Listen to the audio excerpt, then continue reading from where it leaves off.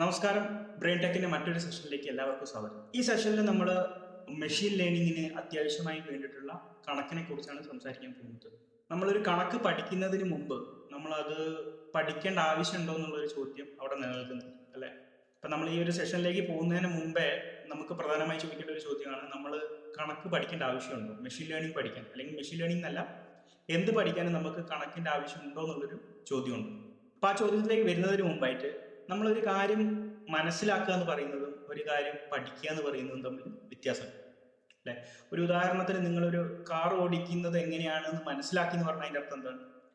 നിങ്ങൾ കാറിൽ കയറിയിരുന്നു, സ്റ്റാർട്ട് ആക്കുന്നത് എങ്ങനെയാണെന്ന് മനസ്സിലാക്കി, അല്ലെ? കാറ് മൂവ് ചെയ്യുന്ന സമയത്ത് ഗിയർ എങ്ങനെയാണ് ഇടുന്നത്, ക്ലച്ച് എങ്ങനെയാണ് ചവിട്ടുന്നത്, ആക്സലറേഷൻ എങ്ങനെയാണ് കൊടുക്കുന്നത്, അല്ലെ? ഇത്തരം കാര്യങ്ങളൊക്കെ നമ്മൾ മനസ്സിലാക്കി. പക്ഷെ അത് പഠിച്ചു എന്ന് പറയണമെങ്കിലോ, നിങ്ങൾ ശരിക്കും അത് ഓടിച്ച്, അപ്പൊ ഓടിക്കുന്ന സമയത്ത് ഒരുപാട് തെറ്റുകൾ സംഭവിക്കും.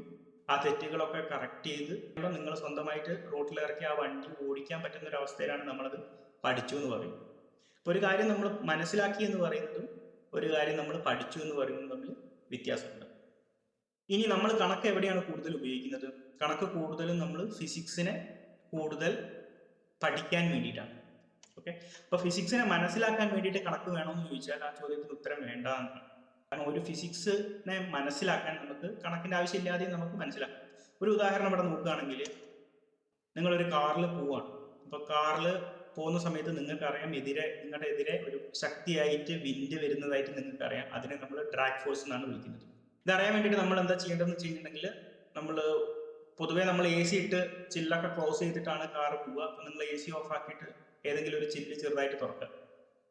അപ്പൊ അതിലൂടെ നിങ്ങൾക്ക് എയർ കാറിനുള്ളിലേക്ക് വരുന്നതായിട്ടും അത് ക്രിയേറ്റ് ചെയ്യുന്ന ഒരു ശബ്ദം നിങ്ങൾക്ക് കേൾക്കാവുന്നതുമാണ്, അല്ലെ?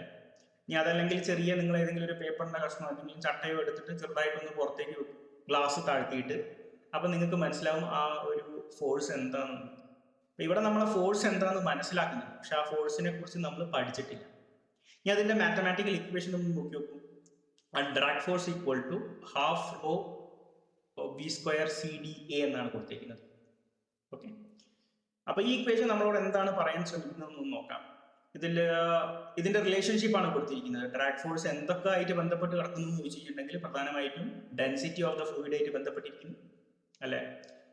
ഏരിയ ആയിട്ട് ബന്ധപ്പെട്ട് കിടക്കുന്നു, വെലോസിറ്റി ആയിട്ട് ബന്ധപ്പെട്ട് കിടക്കുന്നു, പിന്നെ കോഎഫിഷ്യന്റ് ഓഫ് ഡ്രാഗ് എന്ന് പറഞ്ഞൊരു സംഗതി ഉണ്ട്. അത് റെസിസ്റ്റൻസിനെ സൂചിപ്പിക്കുന്ന ഒരു എൻറ്റിറ്റിയാണ്.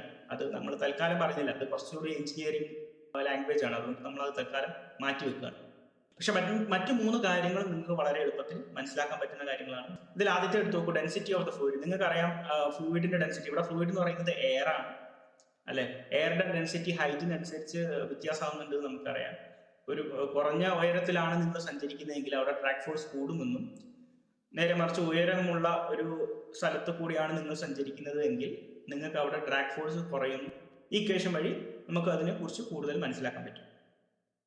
പിന്നെ അതുപോലെ തന്നെ ഏരിയ എടുത്തു നോക്കൂ. നിങ്ങൾക്കറിയാം, പണ്ട് കാലങ്ങളിലുള്ള കാറുകളുടെ ഒക്കെ ഡിസൈൻ നോക്കി കഴിഞ്ഞിട്ടുണ്ടെങ്കിൽ കൂടുതലും അവർ ഗ്ലാസ് എല്ലാം 90 ഡിഗ്രിയിലാണ് വെച്ചുകൊണ്ടിരുന്നത്. പക്ഷെ ഇപ്പൊ ഇറങ്ങുന്ന കാറുകളൊക്കെ നോക്കൂ, വളരെ ഒരു ഇൻക്ലൈൻഡ് ആംഗിളിലാണ് അതിന്റെ ഗ്ലാസ് ഉണ്ടാവുക.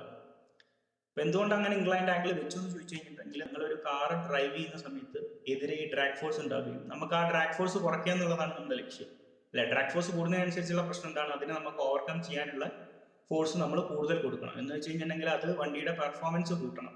അപ്പൊ നമ്മളെപ്പോഴും ഒരു ചിന്തിക്കുന്നത് എന്താണ്? അത്തരം രീതിയിലുള്ള പുറത്തുനിന്നുള്ള ബാഹ്യമായ ഫോഴ്സുകളുടെയൊക്കെ ഇൻഫ്ലുവൻസ് എങ്ങനെ കുറയ്ക്കാം എന്നുള്ളതാണ് നമ്മൾ കൂടുതൽ എപ്പോഴും ചിന്തിക്കുക, അല്ലെ? അത് കുറയ്ക്കാൻ വേണ്ടിയിട്ടാണ് ഈ ഗ്ലാസ് ചെറുത് ഇൻക്ലൈൻഡ് ആയിട്ട് കൊടുക്കുന്നത്. അതിനെ നമ്മൾ എയറോഡൈനാമിക് ഡിസൈൻ എന്നൊക്കെ പറഞ്ഞിട്ടാണ് നമ്മൾ പഠിക്കുന്നത്.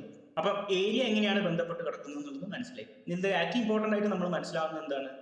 വെലോസിറ്റി എങ്ങനെയാണ് ബന്ധപ്പെട്ട് കിടക്കുന്നത്. വെലോസിറ്റി സ്ക്വയറിലാണ് ഡ്രാഗ് ഫോഴ്സ് ആയിട്ട് ബന്ധപ്പെട്ടിരിക്കുന്നത്. അപ്പൊ തന്നെ നിങ്ങൾക്ക് അതിന്റെ ഒരു പ്രാക്ടിക്കലായിട്ട് ബന്ധപ്പെടുത്താൻ കഴിയും. നിങ്ങൾ ശ്രദ്ധിച്ചു കഴിഞ്ഞാൽ കാണാം, ഹൈ സ്പീഡ് വെഹിക്കിൾസ്, അതായത് ഒരു റേസിംഗ് കാറുകളൊക്കെ നിങ്ങൾക്ക് നോക്കിക്കഴിഞ്ഞാൽ കാണാം, അത് നമ്മുടെ സാധാരണ കാർ പോലെയല്ല ഡിസൈൻ ചെയ്തിരിക്കുന്നത്. എന്തുകൊണ്ടാണ് അങ്ങനെ ഡിസൈൻ ചെയ്തിരിക്കുന്നത്? കാരണം അതിന് ഹൈ വെലോസിറ്റിയാണ്. ഹൈ വെലോസിറ്റി എന്ന് പറഞ്ഞാൽ ഡ്രാഗ് ഫോഴ്സ് അതുപോലെ കൂടും. ഡ്രാഗ് ഫോഴ്സ് കൂടുമ്പോൾ വണ്ടിയുടെ സ്റ്റെബിലിറ്റി പ്രശ്നമാവാൻ സാധ്യതയുണ്ട്. അതുകൊണ്ട് അതിന് വേണ്ടിയിട്ടുള്ള ഒരു ഡിസൈനാണ് വേണ്ടത്. അത്തരം ഡ്രാഗ് ഫോഴ്സ് കുറഞ്ഞിട്ടുള്ള ഒരു ഡിസൈനാണ് നമുക്ക് വേണ്ടത്. അതുകൊണ്ടാണ് ആ കാറിന്റെ ഷേപ്പ് ഒക്കെ ആ രീതിയിൽ ഇരിക്കുന്നത്.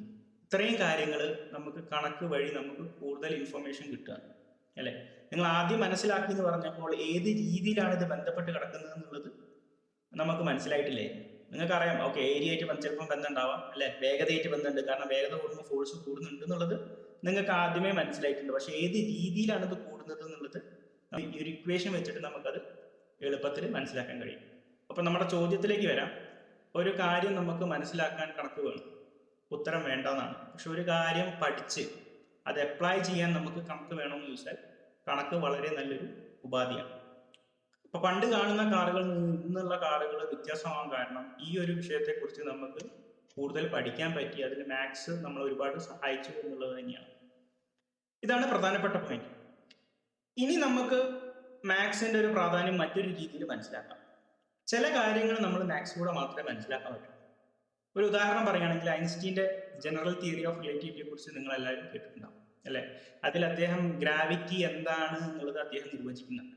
നമ്മൾ അത്രയും കാലം പഠിച്ചിരുന്നത് ഗ്രാവിറ്റി എന്ന് പറയുന്നത് ഒരു ഫോഴ്സ് ആണ്. ബേസിക്കലി അത് ഒരു ന്യൂട്ടോണിയൻ കോൺസെപ്റ്റ് ആണ്. ഗ്രാവിറ്റി എന്ന് പറഞ്ഞ ഫോഴ്സ് ആണെന്നുള്ളതും ആ ഫോഴ്സ് ഏത് രീതിയിലാണ് എക്സേർട്ട് ചെയ്യുന്നത് എന്നുള്ളതൊക്കെ നമ്മൾ ന്യൂട്ടണിന്റെ തിയറി വെച്ചിട്ടാണ് നമ്മൾ കൂടുതലും മനസ്സിലാക്കിയിട്ടുള്ളത്. പക്ഷെ ഐൻസ്റ്റീൻ പറയുന്നത് അതൊരു ഫോഴ്സ് അല്ല, അതൊരു ജോമെട്രിക് പ്രോപ്പർട്ടിയാണ്, അതൊരു സ്പേസ് ടൈമിന്റെ ഒരു കർവേച്ചർ ആണെന്നാണ് അദ്ദേഹം പറഞ്ഞിരിക്കുന്നത്. ഇതെന്താണെന്ന് നമുക്ക് ഒരിക്കലും ഊഹിച്ചെടുക്കുക എന്ന് പറയുന്നത് വളരെ ബുദ്ധിമുട്ടാണ്. കാരണം ഈ സ്പേസ് ടൈം എന്ന് പറയുന്ന ഒരു സംഭവം നമ്മളെ സംബന്ധിച്ചിടത്തോളം മനസ്സിലാക്കാൻ വളരെ ബുദ്ധിമുട്ടാണ്. നമുക്ക് സ്പേസ് അറിയാം, ടൈം അറിയാം, പക്ഷെ സ്പേസ് ടൈം എന്ന് പറയുന്ന ഒരു കോർഡിനേറ്റ് നമ്മളെ സംബന്ധിച്ചിടത്തോളം ഒരു ഫോർത്ത് ഡയമെൻഷൻ ആണ്. അത് നമുക്ക് മനസ്സിലാക്കാൻ അല്ലെങ്കിൽ ചിന്തിച്ച് മനസ്സിലാക്കാൻ വളരെ ബുദ്ധിമുട്ടാണ്, അല്ലെ? നമ്മൾ ജീവിക്കുന്ന ഈ ഒരു പ്രപഞ്ചം എന്ന് പറയുന്നത് നമ്മൾ മനസ്സിലാക്കിയത് ഒരു 3 ഡയമെൻഷണൽ സ്പേസ് വെച്ചിട്ടാണ്. പക്ഷെ അതിന്റെ കൂടെ ഒരു 4th ഡയമെൻഷൻ കൂടി വരുമ്പോൾ നമുക്ക് അത് എങ്ങനെയാണെന്നുള്ളത് ഉൾക്കൊള്ളാൻ അല്ലെങ്കിൽ അത് ചിന്തിച്ച് മനസ്സിലാക്കാൻ വളരെ ബുദ്ധിമുട്ടാണ്. അത്തരം കേസുകളിൽ മാത്സ് ഒരുപാട് ഉപകരിക്കുന്നുണ്ട്, അല്ലെങ്കിൽ മാത്സ് വെച്ചിട്ട് മാത്രമേ അത്തരം കാര്യങ്ങൾ നമുക്ക് ക്ലിയർ ആയിട്ട് മനസ്സിലാവും. നമ്മളിപ്പോൾ ഇവിടെ പറഞ്ഞത്, അല്ലെ, ഈ പ്രപഞ്ചത്തിലെ വലിയ വലിയ, അതായത് ഗ്രാവിറ്റി എന്നൊക്കെ പറയുമ്പോൾ നിങ്ങൾക്കറിയാം മാസ് കൂടുന്നതിനനുസരിച്ചിട്ടാണ് ഗ്രാവിറ്റി കൂടുന്നത്. അപ്പൊ നമ്മൾ ഇത്രയും നേരം പറഞ്ഞത് സ്റ്റാർസിനെ കുറിച്ചും പ്ലാനറ്റ്സിനെ കുറിച്ചുള്ള ഒക്കെ ഒരു കോൺസെപ്റ്റ് ആണ്. ഇനി നിങ്ങൾ പാർട്ടിക്കിൾ ഫിസിക്സിലേക്ക് ഒന്ന് വന്നു നോക്കും. അവിടെ നമ്മൾ പഠിക്കുന്നത് കുറെ സബ് ആറ്റോമിക് പാർട്ടിക്കിൾസിന്റെ മൂവ്മെന്റ്സിനെ കുറിച്ചാണ് നമ്മൾ പഠിക്കുന്നത്. അല്ല, ഹൈസ്കൂളിലൊക്കെ പഠിക്കുമ്പോൾ ഒരു കുത്തിട്ടിട്ട് നമ്മൾ റെപ്രസെന്റ് ചെയ്തിരിക്കുന്നത്. പക്ഷെ ആ രീതി പഠിക്കുന്നത് തെറ്റാണ്. കാരണം ഇലക്ട്രോൺസിന്റെ പൊസിഷനും അതിന്റെ മൊമെന്റും ഒരേ സമയത്ത് നിർവചിക്കാൻ പറ്റില്ല എന്നുള്ളത് ഹൈസൻബർഗ് അൺസർട്ടനിറ്റി പ്രിൻസിപ്പിൾ വെച്ചിട്ട് പറയുന്നുണ്ട്. എന്ന് വെച്ചാൽ എന്താ നമ്മൾ മനസ്സിലാക്കേണ്ടതെന്ന് വെച്ച് കഴിഞ്ഞിട്ടുണ്ടെങ്കിൽ അത് വളരെ ഒരു റാൻഡം ആയിട്ട് മൂവ് ചെയ്യുന്നൊരു സാധനമാണ് ഇലക്ട്രോൺ. നമുക്ക് അങ്ങനെ ഇതാ ഇന്ന സമയത്ത് ഇന്ന രീതിയിലാണ് ഇന്ന സ്ഥലത്ത് ഉണ്ട് ഇലക്ട്രോൺ എന്ന് നമുക്ക് ഒരിക്കലും പ്രെഡിക്റ്റ് ചെയ്യാൻ പറ്റില്ല എന്നാണ് ആ തിയറി പറയുന്നത്. അത്തരം കാര്യങ്ങൾ നമുക്ക് ഒരിക്കലും അത് ചിന്തിച്ച് മനസ്സിലാക്കാൻ പറ്റില്ല. നമ്മൾ ജീവിക്കുന്ന അല്ലെങ്കിൽ നമുക്ക് ചുറ്റുമുള്ള ഒരു ഫിസിക്സുമായിട്ട് ഒരുപാട് വ്യത്യാസമുണ്ട്. അതുകൊണ്ട് തന്നെ നമുക്കത് പെട്ടെന്ന് മനസ്സിലാക്കിയെടുക്കുക എന്ന് പറയുന്നത് അത്ര എളുപ്പമല്ല. ഇനി ഞാൻ വേറൊരു ഉദാഹരണം പറയാം. 1964 ഹിഗ്സ് എന്ന് പറയുന്ന ഒരു ശാസ്ത്രജ്ഞൻ, അദ്ദേഹം ദൈവഗണമുണ്ട്, അല്ലെ, ഹിഗ്സ് ബോസോൺ പാർട്ടിക്കിൾ എന്നാണ് പറയുന്നത്. ഹിഗ്സ് ബോസോൺ പാർട്ടിക്കിൾ ഉണ്ട് എന്നുള്ള ഒരു രീതിയിൽ ഒരു പേപ്പർ ഇറക്കിയിരുന്നു. പക്ഷെ അന്നുള്ള ആൾക്കാർ അതിനെ തള്ളിക്കളഞ്ഞു. മാത്സിന്റെ പിൻബലത്തോട് കൂടിയൊക്കെ തന്നെയാണ് അദ്ദേഹം ഇറക്കിയത്. പക്ഷെ ആ പേപ്പർ അത്ര സക്സസ്ഫുൾ ആയില്ല. അന്നത്തെ ആൾക്കാരെ ഏറ്റവും കൂടുതൽ അലട്ടിയിരുന്ന ഒരു ചോദ്യം എന്ന് പറഞ്ഞു കഴിഞ്ഞാൽ എങ്ങനെയാണ് ഒരു വസ്തുവിന് മാസ് ലഭിക്കുന്നത്. അപ്പൊ അതിൽ ഒരുപാട് റിസർച്ച് നടത്തി അതുമായിട്ട് ബന്ധപ്പെട്ടിട്ടാണ് ഹിഗ്സ് ബോസോൺ പാർട്ടിക്കിൾ ഉണ്ട്, അതാണ് മാസിന് പിൻബലം നൽകുന്നത് എന്നുള്ള രീതിയിലാണ് അദ്ദേഹത്തിന്റെ തിയറി വന്നത്. പക്ഷെ അതൊന്നും അത്ര സക്സസ്ഫുൾ ആയില്ല. പിന്നീട് 2012 ഇത് എക്സ്പെരിമെന്റ് നടത്തുകയും വലിയ രീതിയിൽ ഒരുപാട് ഇൻവെസ്റ്റ്മെന്റ് ഒക്കെ നടത്തിയിട്ടുള്ള ഒരു എക്സ്പെരിമെന്റ് ആണ് ചെയ്തത്. ആ എക്സ്പെരിമെന്റിൽ പ്രൂവ് ചെയ്യുകയും ഇങ്ങനെ ഒരു പാർട്ടിക്കിൾ ഉണ്ട് എന്നുള്ളത് അദ്ദേഹത്തിന്, ഹിഗ്സിന് 2013 നോബൽ സമ്മാനം ലഭിക്കുകയാണ് ഉണ്ടായത്. ഇനി ഹിഗ്സിന്റെ രീതിയിൽ ഒന്ന് ചിന്തിച്ചു നോക്കുക. അദ്ദേഹം ദൈവഗണത്തെ കണ്ടത് മാത്തമാറ്റിക്സിലൂടെയാണ്, അല്ലെ? 1964 അദ്ദേഹം അത് പ്രെഡിക്റ്റ് ചെയ്തത് മാത്സിന്റെ അടിസ്ഥാനത്തിൽ മാത്രമാണ്. അതുവരെ അതിനുശേഷം 2012 നമുക്കത് എക്സ്പെരിമെന്റ് വഴി തെളിയിക്കാൻ കഴിഞ്ഞിട്ടുള്ളൂ. ഇനി നിങ്ങൾ ലേറ്റസ്റ്റ് തിയറികളൊക്കെ അങ്ങോട്ട് എടുത്തു നോക്കും. ഈ പ്രപഞ്ചത്തെ കുറിച്ച് പറയുന്നത് സ്ട്രിംഗ് തിയറീസ് ഉണ്ട്, പിന്നെ അതുപോലെ ലേറ്റസ്റ്റ് ആയിട്ട് വന്നിട്ടുള്ള എം തിയറീസ് ഉണ്ട്, 90s വന്നതാണ്. ഈ തിയറികളൊക്കെ നമ്മളോട് പറയുന്നത് ഈ പ്രപഞ്ചം എന്ന് പറഞ്ഞാൽ അത് നമ്മൾ വിചാരിക്കുന്ന പോലത്തെ ഒരു 3 ഡയമെൻഷണൽ സ്പേസിലല്ല, മറിച്ച് അതിന് 11 ഡയമെൻഷൻസ് ഉണ്ട് എന്നാണ് പറയുന്നത്. ഓക്കെ, ഈ 11 ഡയമെൻഷൻസ് ചിലപ്പം ചെറിയ ചെറിയ ഡയമെൻഷൻസ് ആവും എന്നുള്ള രീതിയിലുള്ള തിയറീസ് ഉണ്ട്. ഇനി അതല്ല, നമ്മൾ യൂണിവേഴ്സ് എന്നുള്ള കോൺസെപ്റ്റ് തന്നെ ശരിയല്ല, മൾട്ടിവേഴ്സ് ഉണ്ട്.